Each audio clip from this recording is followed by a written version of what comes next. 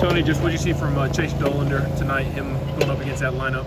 Yeah, I mean, I think he has been this. He was the same as he's been, which has been excellent. And then the lineup, without any disrespect to anyone else, is different. It's a really good lineup. So you kind of had a clash of the Titans, if you will, and they're going to get theirs at some point. So the key for him, I think, was, kind of the old NFL or whatever college defense thing, bend don't break.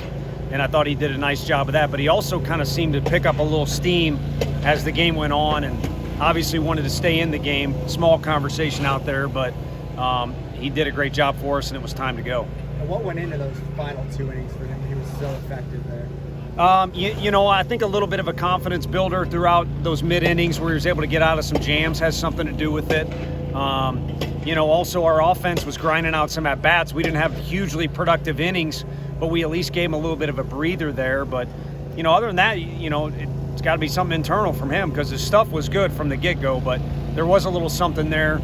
And that's what, great competitors do, or in particular pitchers, because they got the ball in their hand. They can dictate a little bit more action. I guess when the going gets tough, you get tough or something like that. What was his argument trying to stay in and to face Cruz? It was a crappy one. It was they said let him get to 101 pitches. I don't know what he finished at. 99. You're going to get that guy out in 2 pitches?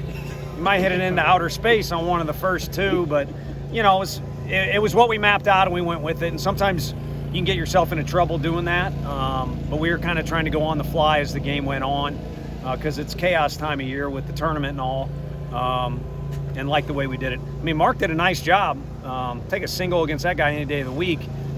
Maybe better if he throws strike 1 right out of the chute, but Mark did a nice job, and then obviously Kirby got us out of the inning as he's been throwing real well for us. How encouraging was it to see Jordan bounce back at the plate tonight, get you guys on the board so early? It was, but I don't know why I'm supposed to be focused on the game. I knew y'all were going to ask me that. He's been the same guy for 4 weeks, in my opinion. Last night I think was right on pitches and pulled off them.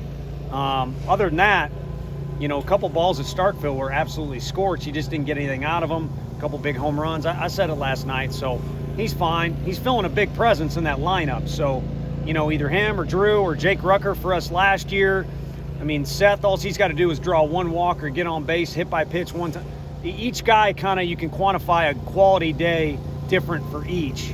And you can have really high standards and say, I hope you get a bunch of hits. But for him, just filling that 3-hole with that presence I'll take that all day long. And it'd be nice. If no one wants to draft him, we'll take him next year in that spot too. How big is it to get the rotation set up the way it is now? Get the Pro Birds tomorrow and Beam on Sunday if you make it there. Yeah, we'll see. I mean, we'll kind of discuss how we want to do tomorrow, and I don't even know what time we play, or obviously we don't know who will play. But yeah, we'll figure it out. I think the key is a couple of guys, in particular Tidwell and Dolander, who were not really in a rhythm in the season, got in one. What about Luke and Gilbert? They just seem to be coming alive these last few series, and the energy they bring back to the dugout. Yeah, I mean, 2 different types of energies, but both kind of leaders and bring their own energy in their own way. And Luke's really good at getting on base. He just is, because his at-bats are always competitive, and obviously whatever his numbers are, he can damage the baseball as well as any guy we got in the lineup. And then this is Drew's time of year, He's a fighter and a competitor, and if you don't have that in you, you'll kind of get swallowed up because it's not going to be comfortable from here on out. And I was comfortable because it was a pretty cool environment, but when you're on the field, your heart's going to maybe beat a little faster. There's going to be different things that come with it, so you got to handle it. Tony, Chase isn't really one of the guys that shows a lot of emotion when he's out there on the mound, but after that 5th inning where infield had a couple errors, what would you see from him and then the team's response at the bottom of the 5th? Yeah, I think a little bit of that, my read on that was he's picking up his teammates. I think they've played excellent defense behind him this year, and a little bit of a favor return, if you will. So you're right. I mean, trust me, he's got emotions going on, but he's very under control with his body language and a lot more confident or, swagger or any of that stuff that goes on behind the scenes or if you know him. But for the most part, he wants to be under control and utilize his stuff, which I'll take that all day long. But every now and then, your heart's, not in your chest if you don't show some excitement with some things that go on, again, this time of year, just in any SEC game. What did you see from Redmond those last 2 innings and him tying Todd Helton's save record over the course of his career? Yeah, that's a little difference in size right there. Geez. We got Evan Russell and Redmond Walsh, two intramural guys mentioned with Todd Helton in those two And categories. Luke right behind him. Well, Luke's good. You know that it's great for him. I mean, that was a well-earned one, and I think he really kind of gutted through the thing because the guys, their lineup's really good, and the guys were on what he was throwing more so than the average cat. You know, and the park was kind of playing big for both teams, so he utilized the park and threw strikes. I mean, the one walk, he was right around the plate. He just, you know, lost the guy, but gutted it out is the best way I can say it, and good for him to have that individual deal. That's something he'll be able to remember and throw around the clubhouse when he returns to campus. But for now, I'm sure he wants the ball again tomorrow. Tony, how do you, and I know y'all have had a lot of interesting things this week timing-wise. The game that starts at like past 11 o'clock your time. Yeah. How do you go about handling guys in a day like that where they got to wait so long? Yeah, you know, I do think that's a strength of this group. I mean, we all, including myself, do have some weaknesses, but I think the one thing they have is kind of manage their deal that's off the field. I mean, we probably have more mistakes, I don't want to say behavior-wise, on the field than we do off the field. So it's not cocky or anything. It's a strength of them, and it's not a worry for our coaches. Check in on them every now and then, suggest things, hydrate when it's hot, stuff like that the average coach would do. But probably because of guys like Luke and Redmond and Evan Russell, they're pretty good in those categories. Talked a lot the last year about how special the crowd was at the championship game.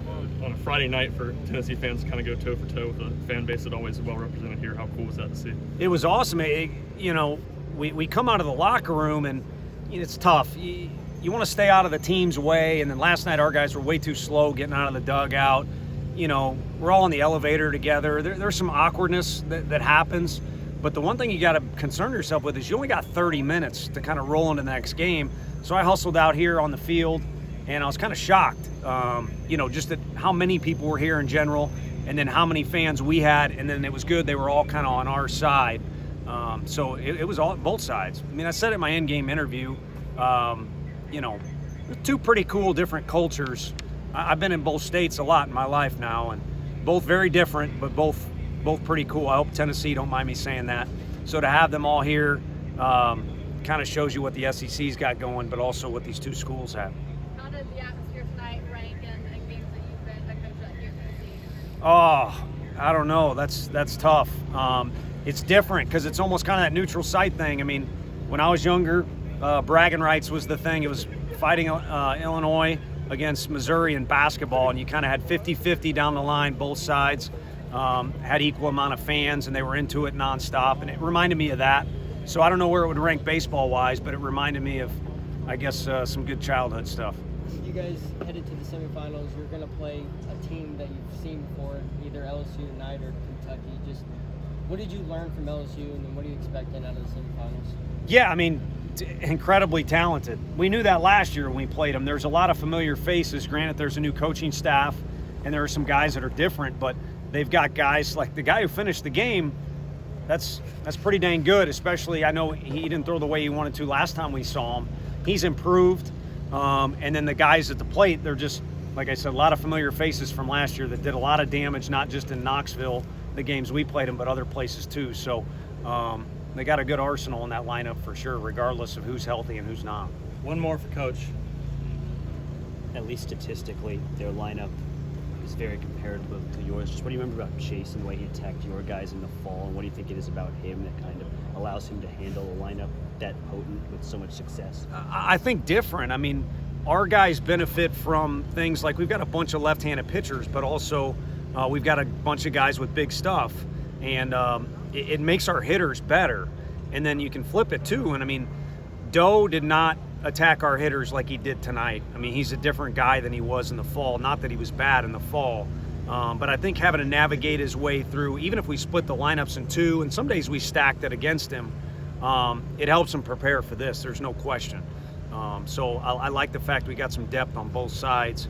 It's probably affected a little bit of the season that we've had so far to this point. So not quite the same when you throw them all together for the purple and gold, but he attacked those guys differently in the fall, and I think it's because of preparation.